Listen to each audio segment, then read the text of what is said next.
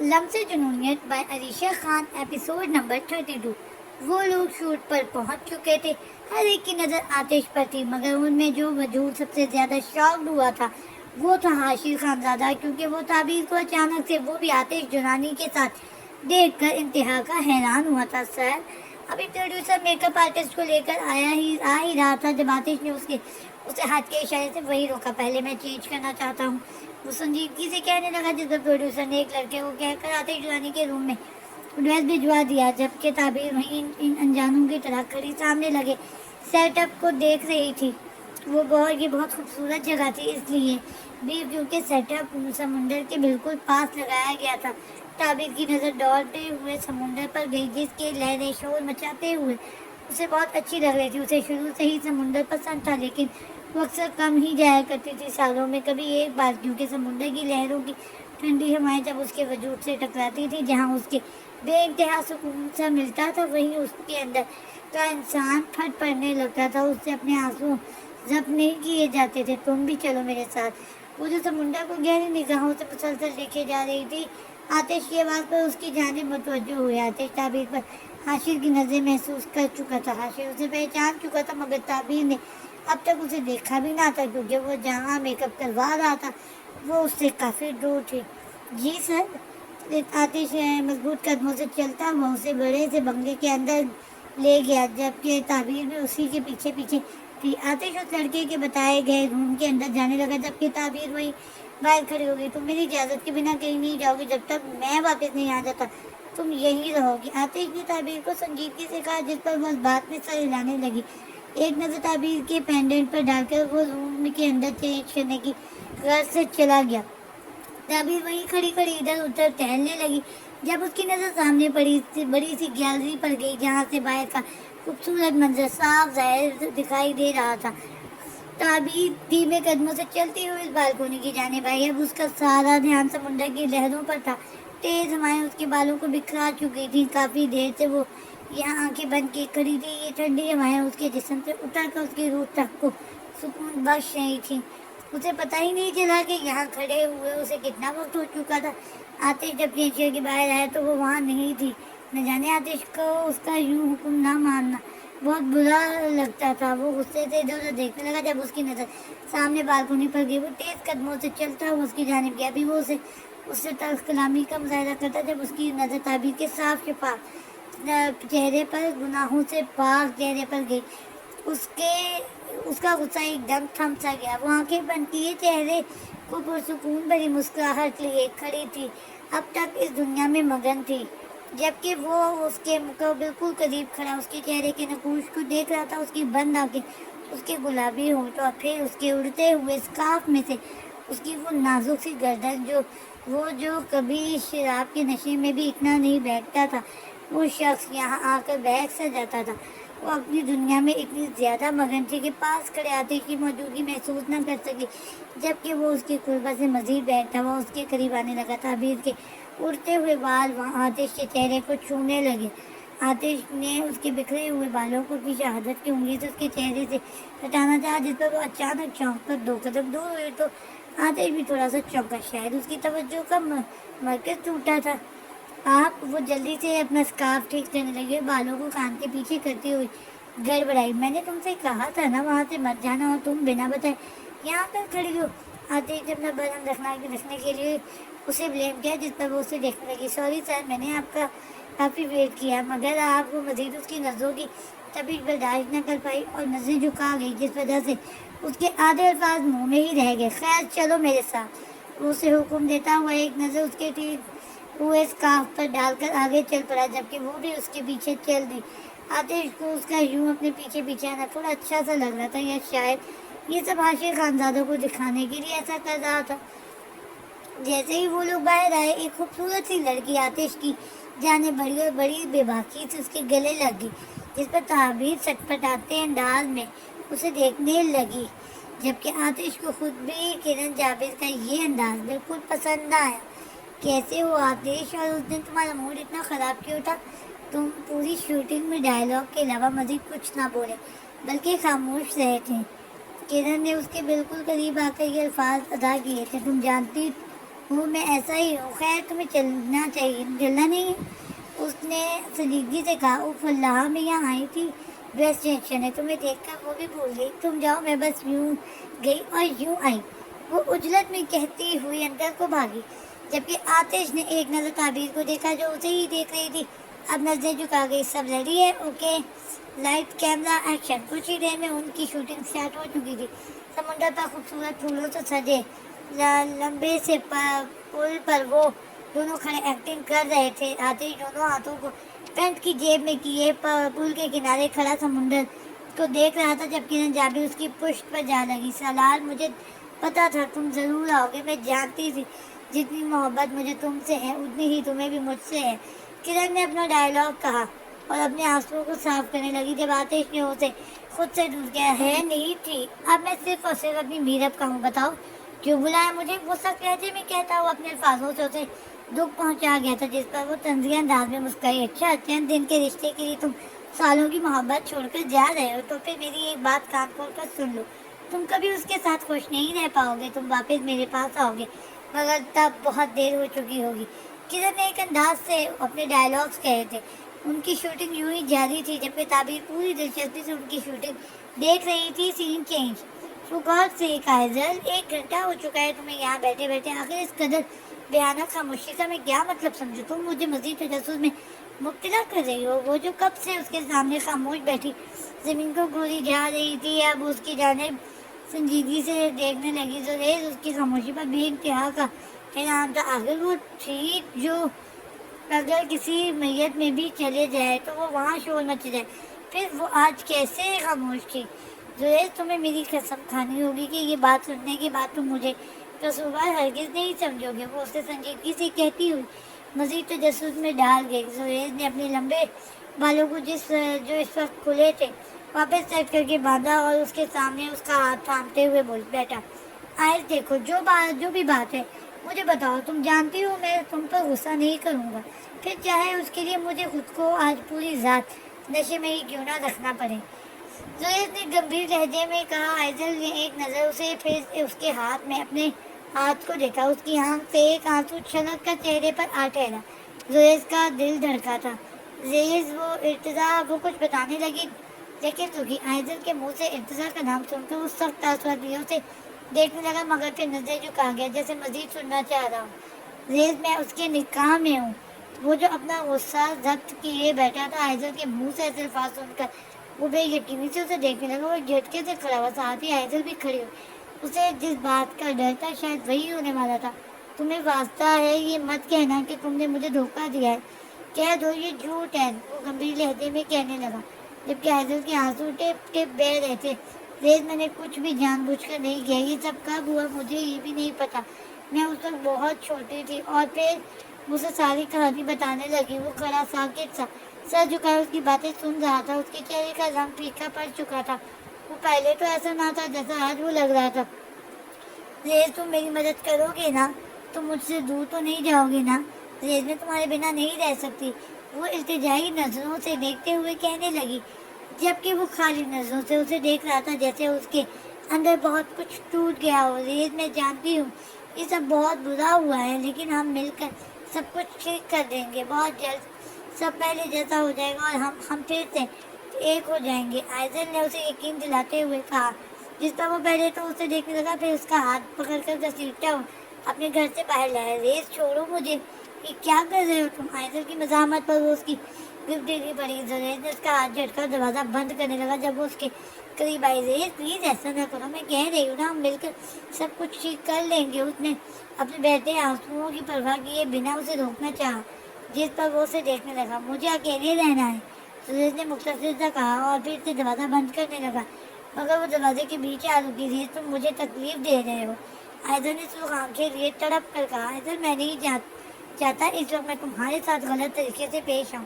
بہتر یہی ہوگا تم یہاں سے چلی جاؤ. اور میں نے تم سے کہا تھا نا کہ میں تم پر غصہ نہیں کر سکتا, البتہ اس کے بجائے میں اپنے ساتھ جو چاہے کروں. تمہیں اس سے کوئی غرض نہیں ہونا چاہیے. زریز نے سنجیدگی سے کہا اور ایک جھٹکے سے اسے دور کرتا ہوا دروازہ بند کیا گیا, جبکہ وہ وہی ساکت سی کھڑی اس بند دروازے کو تک رہی تھی جو شاید اس کے لیے اب کبھی نہ کھلتا. سین چینج. شام 5:30 کا وقت تھا جب وہ لوگ واپس مینشن پر آ رہے تھے۔ کالے رنگ کی چمکتی ہوئی BMW مینشن کے قریب پہنچی تھی۔ آتش تعبیر کو اپنے ساتھ ہی بٹھائے ہوئے تھا، جبکہ تعبیر اس کی موجودگی سے زیادہ نہیں لیکن تھوڑی سی ڈسٹرب تھی۔ وہ اس پر کسی مالک کی طرح اپنے تمام حکم صادر کر رہا تھا۔ شوٹنگ کے دوران کئی بار عاشق خان زادہ نے تعبیر سے ملنے اور اسے آتش کے ساتھ آنے کی وجہ جاننے کی کوشش کی، مگر آتش نے ایک لمحے کے لیے بھی تعبیر کو عاشق کے قریب بھی نہ جانے دیا۔ وہ اسے اپنے کاموں میں مصروف رکھ رہا تھا، جبکہ اس کی اس حرکت کا مطلب تعبیر اور عاشق خان زادہ دونوں ہی سمجھ چکے تھے۔ ابھی وہ لوگ اترے ہی تھے جب آتش نے کسی کو کال کیا اور وہ وہی باہر کھڑا ہوا باتوں میں مصروف ہو گیا، جبکہ تعبیر اس چینجنگ روم میں جا کر اپنا پہلے والا سوٹ پہننے لگی۔ جب وہ مینشن کے اندر آیا تو تعبیر کو واپس اسی حلیے میں دیکھ کر حیران ہوا۔ وہ اپنے ارادے کی بہت پکی ثابت ہوئی تھی، مگر ابھی وہ آتش دورانی کو ٹھیک سے جانتی نہیں تھی۔ کیا تمہاری جاب شوٹنگ تک ہی محدود تھی؟ آتش نے سنجیدگی سے سوال کیا، جس پر وہ اپنا دوپٹہ گلے میں ڈال کر ٹھیک کرتی ہوئی اسے دیکھنے لگی۔ سر، وہ مجھے گھر جانا ہوگا، ویسے بھی اب تک شوٹنگ مکمل ہو چکی ہے اور آج رات آپ کی کوئی میٹنگ بھی نہیں ہے، تو ویسے میں کل سے وقت پر آ جاؤں گی، پرومس۔ تعبیر اس کے چہرے کے سخت تاثرات کو بھانپتی ہوئی تھوڑا کنفیوز ہوئی تھی، کیونکہ اس کی نظریں مسلسل تعبیر پر ہی مرکوز تھیں۔ تعبیر کی بات پر وہ اپنے مخصوص انداز میں چلتا ہوا اس کے بالکل قریب آ کھڑا ہوا اور اسے گہری نظروں سے دیکھنے لگا، جس پر تعبیر نے ایک نظر اسے دیکھ کر نظریں جھکا لی۔ میں نے تم سے کل بھی کہا تھا کہ تم وہی کرو گی جو میں کہوں گا۔ تمہیں آج پھر سے کل کی طرح گھر جلدی جانے کا دورہ پڑنے لگ گیا، اس سخت لہجے میں کہتا ہوا اسے اچھا خاصا زہر ہی لگ رہا تھا۔ آخر مسئلہ کیا ہے تمہارے ساتھ؟ نہیں کرنا چاہتی ملازمت میرے پاس تو صاف بولو، ان بہانوں کا کیا مطلب ہے سمجھو۔ آتش اس پر پوری طرح سے اس پر متوجہ تھا۔ تعبیر کو اس کا یوں کہنا بالکل بھی پسند نہ آیا تھا، جیسے وہ اسے دیکھ رہا تھا اسی انداز میں اب تعبیر بھی اسے دیکھ رہی تھی۔ اگر میں آپ کو صاف صاف بول دوں کہ مجھے یہ جاب نہیں کرنی، تو کیا آپ میرا پیچھا چھوڑ دیں گے؟ اس نے آتش کی آنکھوں میں آنکھیں ڈال کر یہ سوال کیا تھا، جس پر وہ تعجب سے اسے اس کی ہمت کو دیکھنے لگا۔ گڈ کوسچن، وہ پرسکون انداز میں کہتا ہوا اسے نظر انداز کر گیا اور چلتا ہوا اپنے کمرے کی جانب جانے کے لیے سیڑھیاں عبور کرنے لگا۔ آپ نے میرے سوال کا جواب نہیں دیا۔ تعبیر بھی تعبیر تھی، اس کے پوچھنے پر وہ پلٹا اور اسے دیکھنے لگا۔ ڈرائیور سے کہہ دو وہ تمہیں گھر چھوڑ دے گا، آج شام پارٹی ہے، تیار رہنا، وہ تمہیں پک کرنے بھی آئے گا۔ وہ اسے ایک بار پھر اپنا حکم سنانے لگا۔ آپ کو میرے سوال کا جواب دینا ہوگا، آپ مجھے ایسے نظر انداز کیسے کر سکتے ہیں؟ وہ اس بار تعبیر نے آگے بڑھ کر تھوڑی اونچی کر آواز میں کہا تھا، جس پر وہ آئیبرو کا زاویہ بنایا اسے دیکھنے لگا اور اٹھ کر اس کے بالکل سامنے آ کھڑا ہوا۔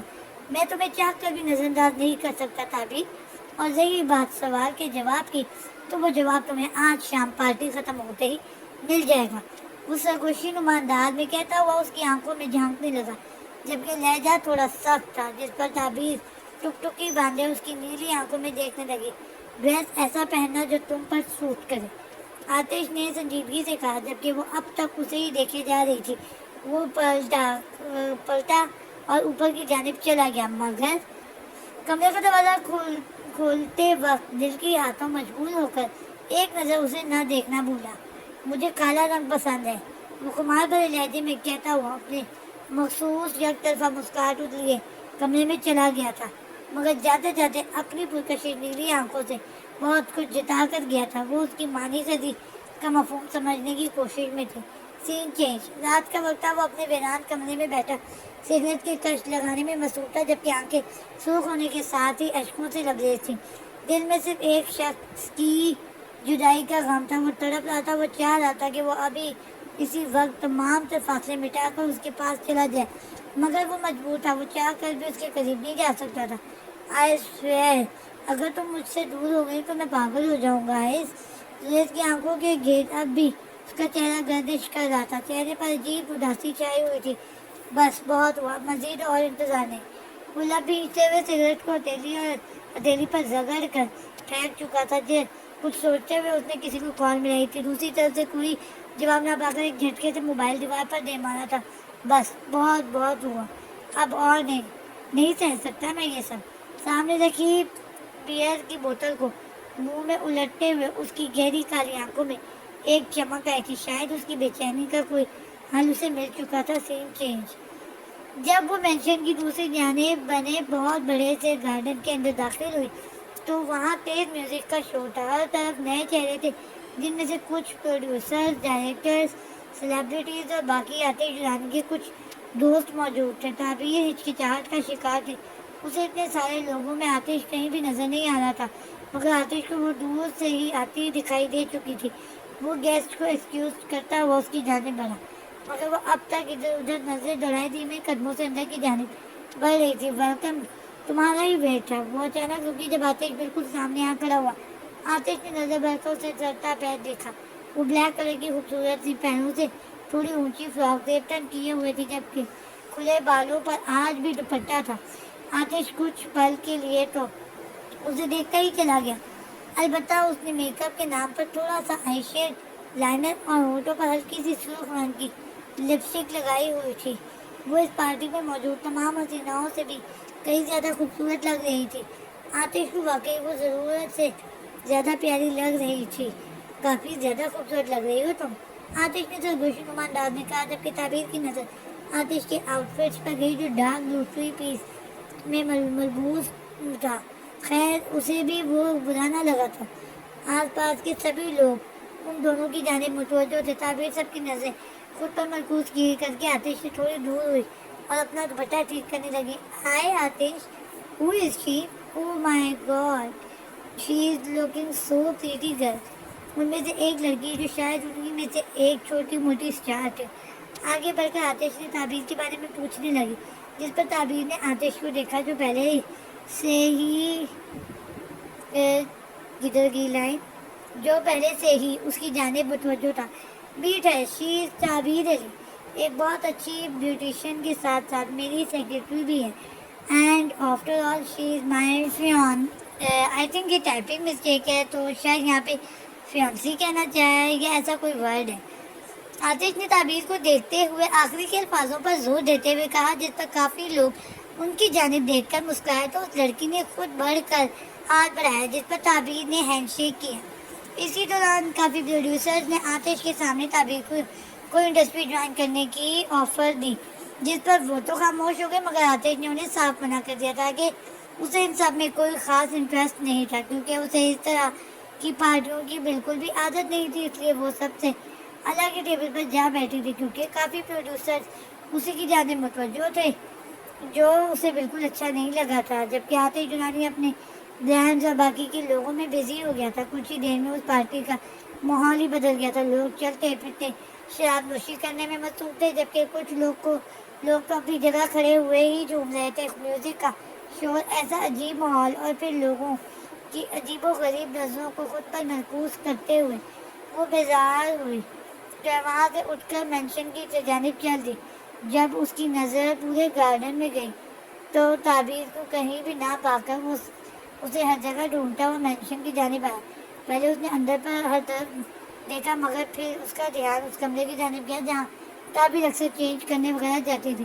جب وہ اندر آیا تو دروازہ آدھا بند تھا. اس نے ہاتھ سے دروازے کو کھولنا چاہا، مگر جب اندر کے منظر پر نظر گئی تو وہ بہت حیرت سے اسے دیکھنے لگا. وہ اپنے اسی خوبصورت سے لباس میں ملبوس، چہرے پر نماز کا دوپٹہ باندھے آخر کی رکعت ادا کرنے میں مصروف تھی. یقیناً وہ عشاء پڑھ رہی تھی. آتش بنا کچھ کہے وہاں موجود صوفے پر آ بیٹھا، جبکہ تعبیر اب ہاتھ اٹھائے دعاؤں میں مصروف تھی. آتش بڑے غور سے اسے دیکھ رہا تھا. تعبیر کہیں سے بھی اسے کوئی عام سی لڑکی نہیں لگتی تھی. کچھ تھا اس میں جو آتش جنانی کو اس کی جانب کھینچتا چلا جاتا تھا. کچھ تھا تعبیر جب میں جسے محسوس کر کے آتش تعبیر میں جیسے میں کچھ محسوس کر کے آتش بمشکل خود کو اس پر فدا کرنے سے روکتا تھا. آپ وہ جیسے ہی دعا کر کے فارغ ہوئی اور جائنماز سے اٹھنے لگی، اس کی نظر دروازے کے برابر رکھے صوفے پر گئی. آتش اچانک سے کھڑا ہوا. تعبیر نے جائنماز بستر پر رکھی اور اس کی طرف آئی. کوئی کام تھا آپ کو؟ تعبیر نے سنجیدگی سے سوال کیا، جبکہ تعبیر کی نظر اس کے ہاتھ میں پکڑے گلاس پر تھی جو شراب سے بھرا ہوا تھا. اس کی نظروں کا مطلب وہ سمجھ چکا تھا. وہ میں تمہیں ڈھونڈتے ہوئے یہاں آیا تھا، مجھے لگا تم میرا جواب سننے بے سنے بنا ہی چلی گئی ہو. آتش تعبیر کی نظر اپنے ہاتھ میں موجود گلاس پر دیکھ کر اس کی توجہ اپنی جانب کرنے لگا، جس پر وہ اسے دیکھنے لگی. میں بھلا آپ کو بنا بتائے کیوں جاؤں گی؟ تعبیر نے سنجیدگی سے کہا. بنا پوچھے. آتش نے اس کے کہے گئے جملے کو جتاتی نظروں سے درست کیا جس پر وہ نظر جھکا گئی۔ خیر مجھے تم سے بات کرنی ہے، آج دوپہر میں تمہیں جواب چاہیے تھا نا؟ آتش نے سنجیدہ سے انداز میں کہا۔ تعبیر نے ایک نظر اسے پھرتے اس کے ہاتھ میں موجود گلاس کو دیکھا۔ تعبیر کو اس کے پاس سے عجیب سی بو آ رہی تھی، یقیناً وہ شراب ہی پی چکا تھا۔ جی گئے، تعبیر نے بمشکل اپنی ناک پر ہاتھ رکھتے ہوئے کہا، جس پر وہ اسے بڑے غور سے دیکھنے لگا۔ وہ کتنی زیادہ معصوم تھی کہ اس کا یہ بے داغ چہرہ، اس کا یہ ناک تھا، نازک سا صاف شفاف وجود۔ آتش کے دل میں کہیں بہت اندر اپنے لیے پسندیدگی پیدا کرنے کی کوشش میں تھا۔ آتش نے وہ گلاس چوک کر ٹیبل پر رکھا، اس کی جانب متوجہ ہوتا ہوا کھڑا ہوا۔ اگر تم چاہو تو یہ جاب چھوڑ سکتی ہو، لیکن پھر اس کے بعد مجھ سے پیچھا چھڑوانا تمہارے لیے بہت مشکل ہو جائے گا، کیونکہ میں ایک حد تک برداشت کر سکتا ہوں۔